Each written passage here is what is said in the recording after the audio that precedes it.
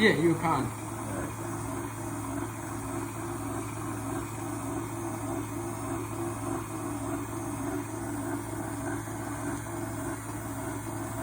Now, the thing that actually, if you see this one, they're completely different. This is general serology, this is RPR worksheet.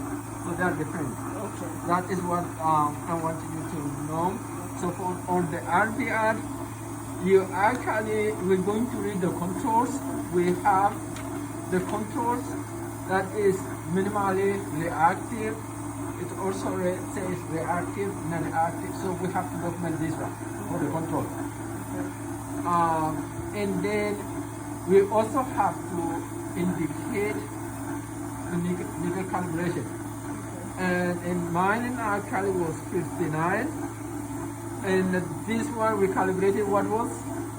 97? 100. So in your yeah, everybody has to calibrate that. You calibrate, so you cannot have the same number. It could be 100, but you have to actually calibrate.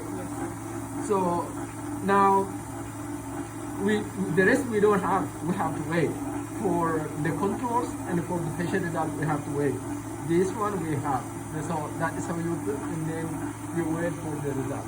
For testing purposes, the calibration results will be done by you, correct? No, you do. We're gonna do it ourselves. That is what I'm telling you. You have to calibrate. Even if it was calibrated, you stand there and count in the report you count. No, you give us the control. I do the control. Okay. Yeah.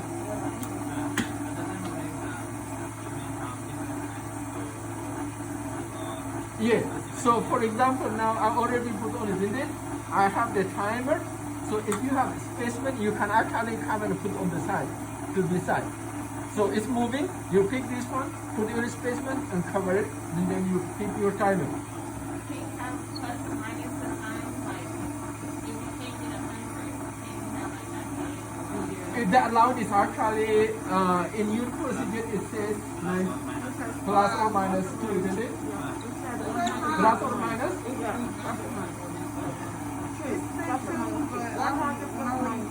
So there are a couple of things.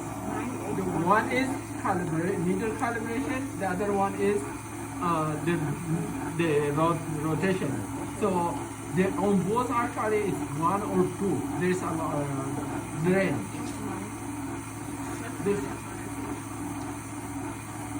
So there is a range on both.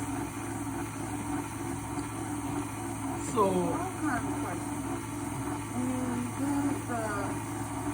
card, first you got labels, so you got reactive, your non-reactive, and your minimally reactive. And red is the positive control, the green is the negative control, and the yellow is the minimally reactive. this color could be different somewhere else. So what you have to really look is the reactive, non-reactive, minimal or weakly reactive. What I did more specimen. You see, I put this first, second, third, and then this unknown specimens this way actually. So 03 first, 06, 13. And then I also included my pressure specimen. 4, 3, 7 samples. I tested actually 7. So you added Like this. So all these are my specimens. including the positive control and net control and then the reactive control. Okay. All these are my controls. These are my specimens, but you treat them the same way. So you did all of these, and then you just add this to each one. Yes. So everybody gets their own circle drop, and then you add a drop of reagent to all the. That is correct. Okay. That's correct. We're gonna get 4. You only one. Only one because we're doing the patient, and he already did the controls, and we're about to get them now. Well, not now, but in however many minutes to that thing goes. Okay. Next week you get to do this. All right. So it is time. Now it's time for us to get the card. Mark it 3, 4, patient. So we are going to actually go like this, go like this, go like this. Some of you could see actually the tail there. You see the tail there. Yeah. You see the tail there. Yeah. All right. You see the tail. Yeah. But the reactive one is obviously reactive. You see that one? You see the granules? Yeah. All right. You see the granules? Yeah. And then this one is tail. The hardest part is this weakly reactive, but that too is reactive. You can see that. You see, you can. Let me rotate it for you. If you could capture this one, you see. All right. So the patient is negative, and this actually 3, 6, 13. 13 is reactive. That is a, by the way, this is a proficiency test.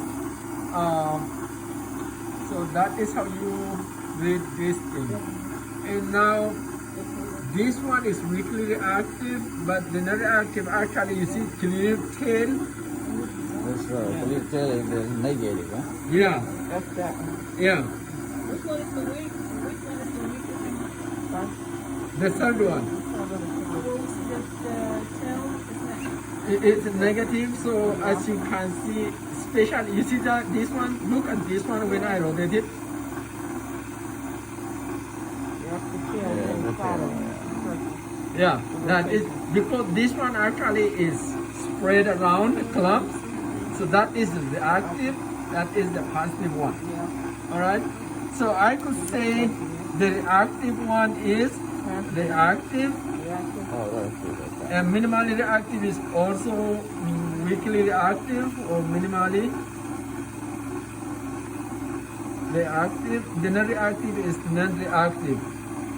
Now, I have actually 4 additional specimens. These are the proficiency tests, and this is my specimen. So the specimen is non-reactive, and the proficiency test actually this one weakly reactive.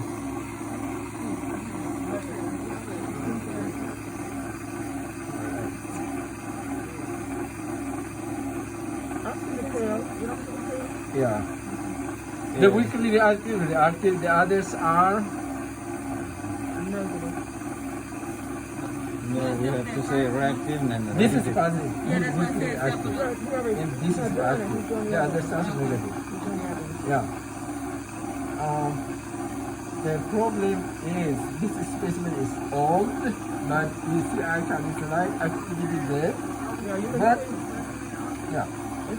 it's minimally reactive. Yeah. But these two are obviously reactive. This is reactive. Reactive. This is strongly reactive, so that is that will help us to read.